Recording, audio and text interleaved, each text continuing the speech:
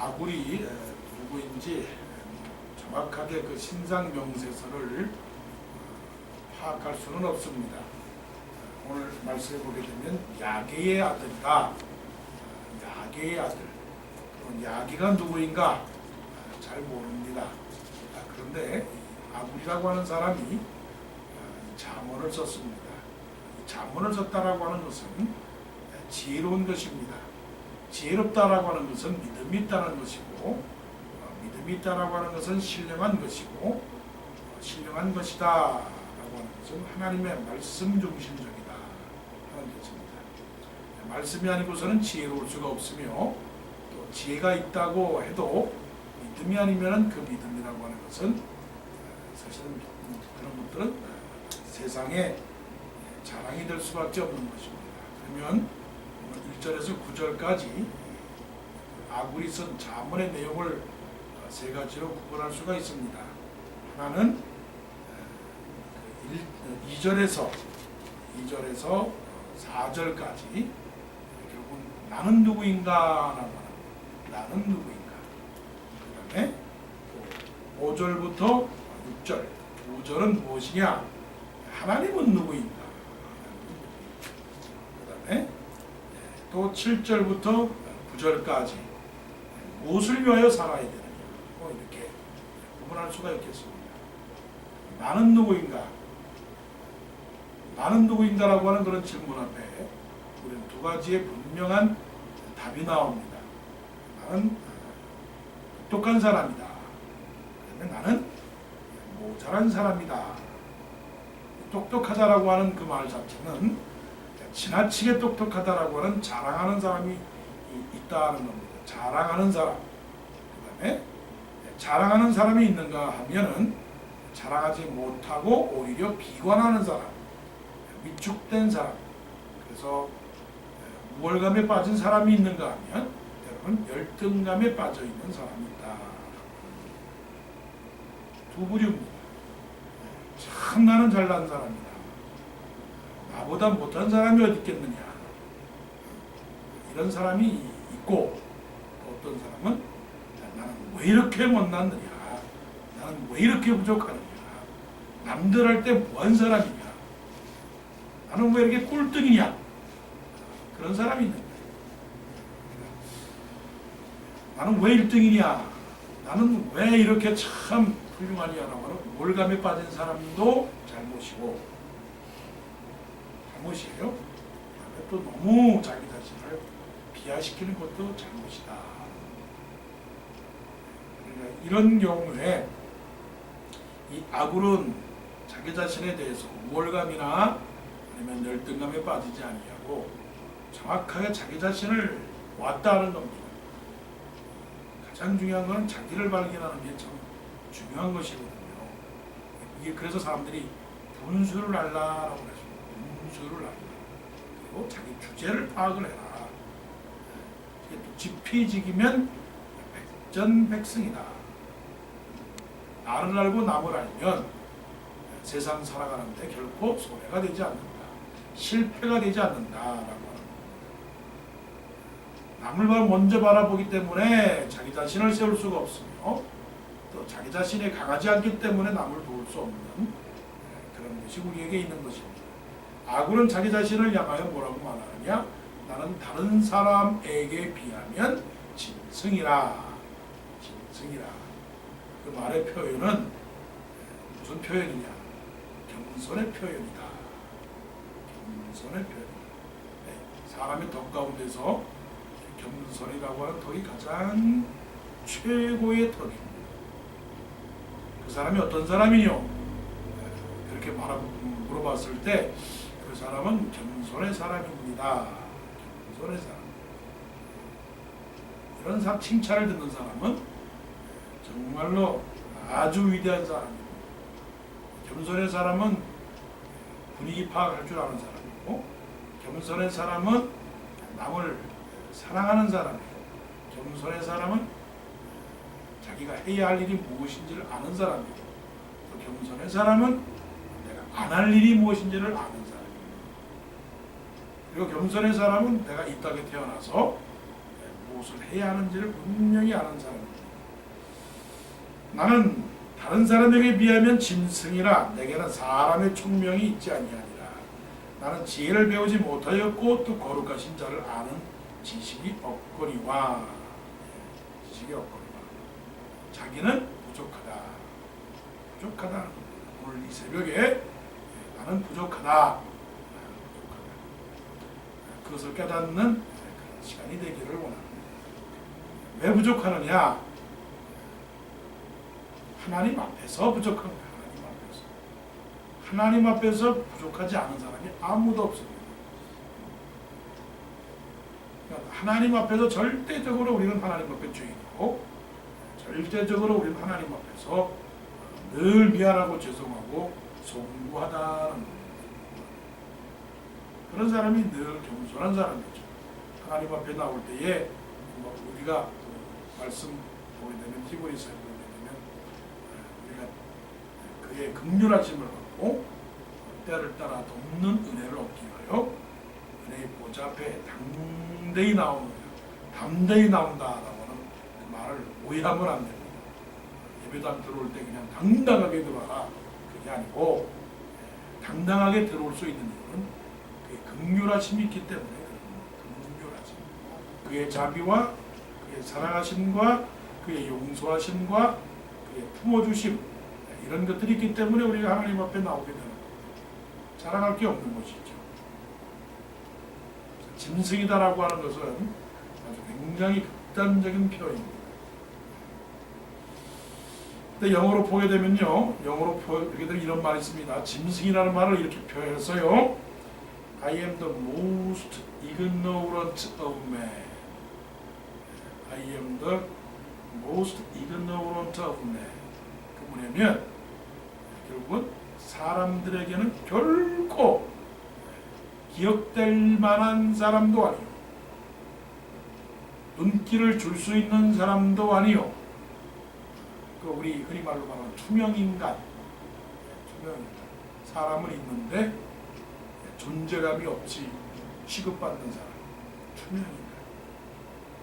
하나님 앞에서 이런 사람이라 생각을 하면은 어떤 것도 이길 수 있다는 겁니다. 어떤 것도 멸시와 천대와 핍박과 고난과 여러 가지 역경을 당한다 할지라도 이런 나 같은 존재를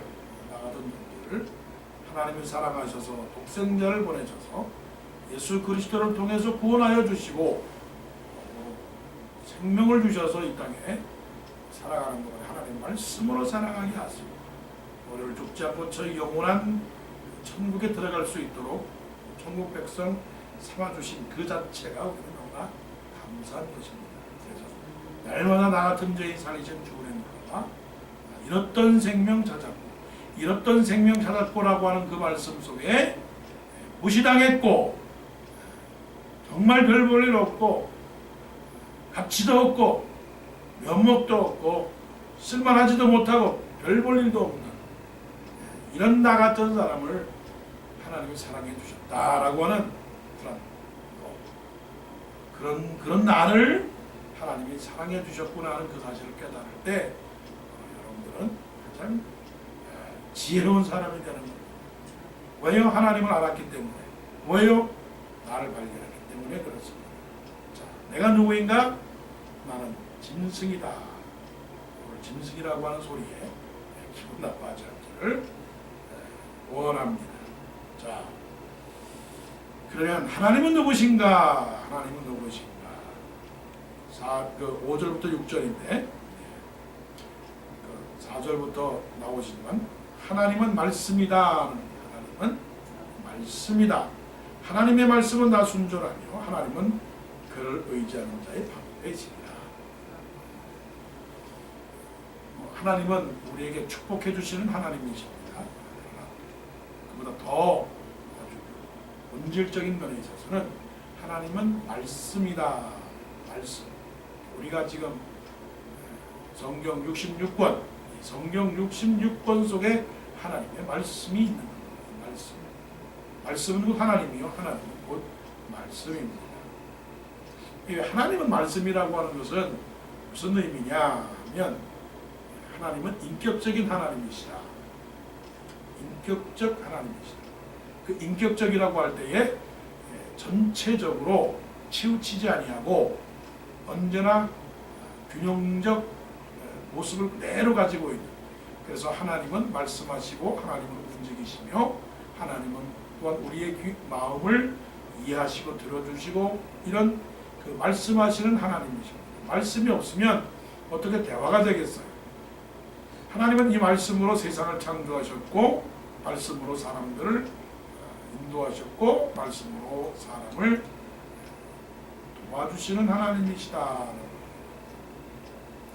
그 4절에는 하나님께서 말씀으로 세상을 창조하신 하나님이시고, 그 다음에 또 그 하나님은 순결하신 하나님이라고 하는 것은 죄가 없으신 하나님, 깨끗하신 하나님이시고, 또 하나님은 능력의 하나님이시다.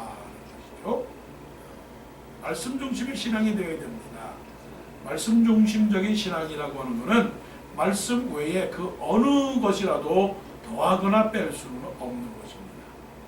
말씀이 가라고 하는 곳에까지 가야 되고 말씀이 서라고 하는 곳에 서야 됩니다. 그 어느 것 하나 하나님의 말씀이 명령하시고 하나님의 말씀이 가르쳐주는 그곳에는 귀를 기울여야 되고 순종해야 되고 아멘해야 된다. 6절 말씀 보세요. 너는 그의 말씀에 더하지 말라. 그가 너를 책망하시겠고 너는 거짓말하는 자가 될까 두려우니라. 그런데 우리가 진정으로 하나님 말씀 중심의 신앙생활을 하고 있는가? 그렇지 않습니다. 말씀 중심의 신앙생활이 아니고요, 사실은 자기 중심적 신앙생활을 합니다. 예수께서 가라사대 하나님께서 말씀하시기를 성령님께서 이르시기를 그것이 아니고 내가 가라사대, 그래서 내가 복음이 되는 것이고 누가 가라사대 누가 복음이 되는 것이고 이런 신앙이 되어버렸다는 것입니다. 그러니까 나의 감각, 나의 경험, 나의 이성, 나의 판단, 나의 경력, 나의 직분, 나의 모든 그 환경, 이것이 결국은 내 신앙의 중심이 되기 때문에 결국 어떻게 되느냐? 중심을 잃어버리고 좌로 우로 치우치게 되는 겁니다. 좌로 치우친다는 건 뭐냐? 좌로 치우친다는 것은 세상적이 된다는 것이고 우로 치우친다는 것은 지나치게 신비적이 된다는 거죠. 여호수아에게 말씀하시기를 너는 좌로나 우로나 치우치지 말고 갈짓자로 가지 말고 술 취한 듯 비틀비틀 이게 비틀비틀 내지 말고 균형을 딱 잡아서 바로 하나님께서 지시하는 대로 가라. 아브라함이 갈대아우로 해서 하나님께서 지시할 내가 내게 지시할 땅으로 가라. 그랬을 때 아브라함이 말씀을 쫓아갔다. 말씀을 쫓아갔다. 누구를 쫓아갔습니까? 롯을 쫓아갔습니까? 아버지를 쫓아갔습니까? 아내를 쫓아갔습니까? 아닙니다. 하나님의 말씀을 쫓아갔다. 말씀 중심의 신앙이 되시기 바랍니다. 하나님의 말씀이 가르치면 아멘 하시기를 바랍니다. 그 말씀이 가르치는 것에 있지 않으니까 우리의 중심, 신앙이 견고하지 않는 것이죠. 자, 하나님은 누구십니까? 말씀이십니다. 그 말씀에 순종하시고 말씀을 믿으시기를 바랍니다. 자, 마지막, 그러면 내가 무엇을 해야 되느냐? 아굴의 기도입니다. 첫 번째, 자기가 해야 될 일이 무엇이냐? 해야 될 일을 하나님께 기도합니다. 뭐라고 기도합니까? 곧 헛된 것과 거짓말을 내게서 멀리 하옵시며 신실한 사람, 정직한 사람, 하나님 앞에서 깨끗한 사람이 되게 해달라. 크리스찬의 정의는 뭐냐? 크리스찬은 예수 믿는 사람이다. 예수를 닮는 사람이다. 그럼 예수님은 누구시냐? 예수님은 거룩하신 분이시다. 예수님은 죄가 없으신 분이다.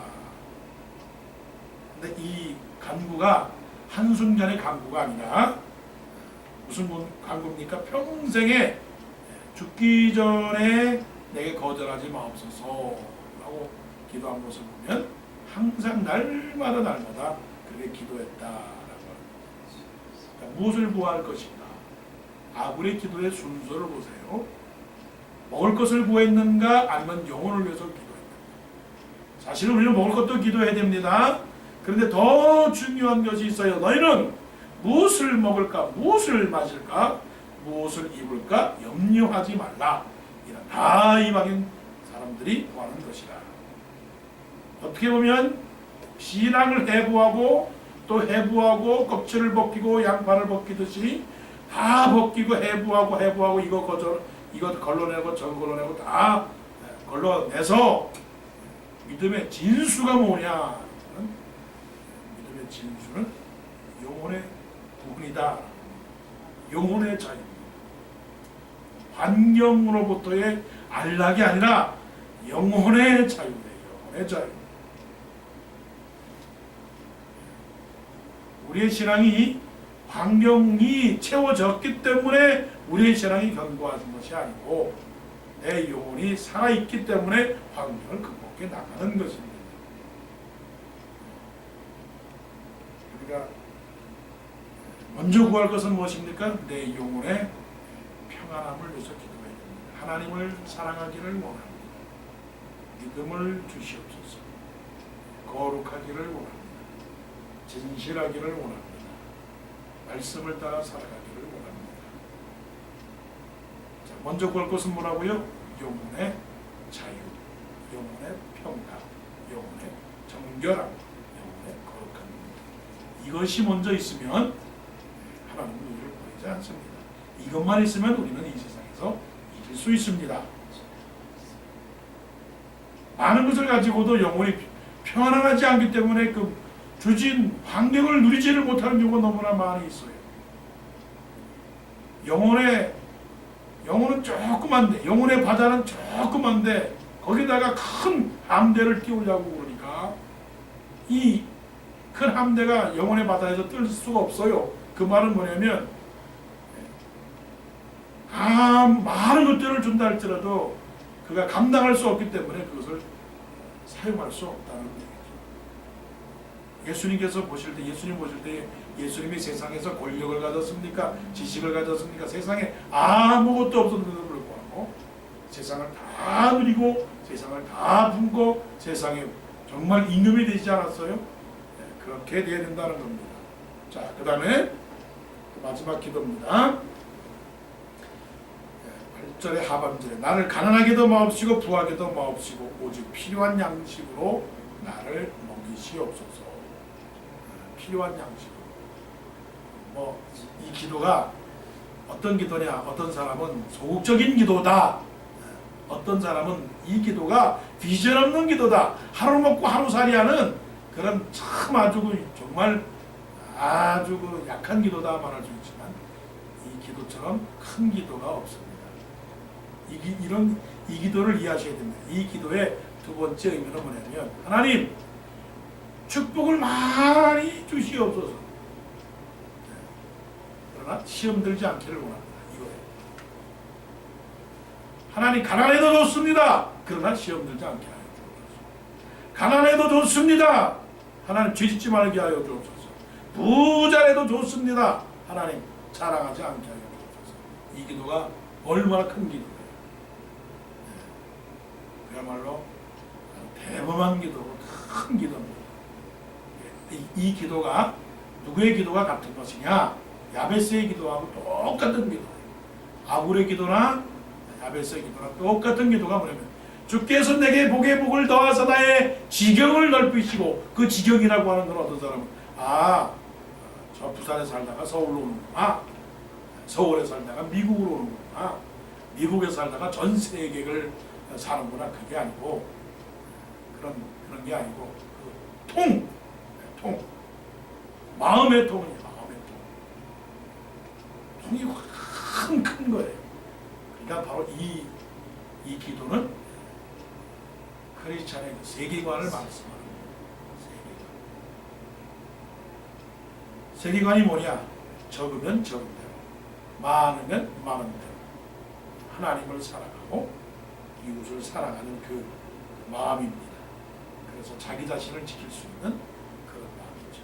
자, 우리는 무슨 기도를 드려야 됩니까? 하나님 주실 대로 주십시오. 하나님 자랑하지도 말게 하시고 너무 절망하지도 않게 하여 주옵소서. 하나님만을 사랑합니다 라고는 그런 기도입니다. 어떻게 살아가야 될 것인가? 어떻게 살아가야 될 것인가? 자족하며 살아가는 겁니다. 자족의 기도입니다. 두 가지 방향으로 생각하십시오. 없어도 자족하겠는가? 풍요로워도 자족하겠는가? 없어도 자족하는 사람은 감사하는 사람이요. 있어도 자족하는 사람은 베풀어 줄 수 있는 사람입니다. 이러한 그런 기도를 드리면서 하나님 앞에 높아도 겸손하고 낮아도 비굴하지 않는 그런 신앙이 되기를 원합니다. 아굴의 기도를 통해서 나는 누구인가? 나는 죄인이요. 나는 부족한 짐승에 불과하나 하나님은 누구신가? 나를 사랑해서 그 하나님의 말씀으로 나를 구원해 주셨으니 그 하나님은 전능자고 그 하나님을 따라가자. 그래서 나는 이제 어떻게 살아가야 되는가? 하나님께서 주어진 그 은사에 감사하고 하나님께서 주어진 그 모든 삶의 축복에 감사하고 어느 상황 속에서도 실족하지 않고 시험만 나가지 않으면 견고한 신앙이 되겠습니다. 이런 말씀으로 여러분에게 기도의 제목이 되기를 원합니다. 기도드리겠습니다. 하나님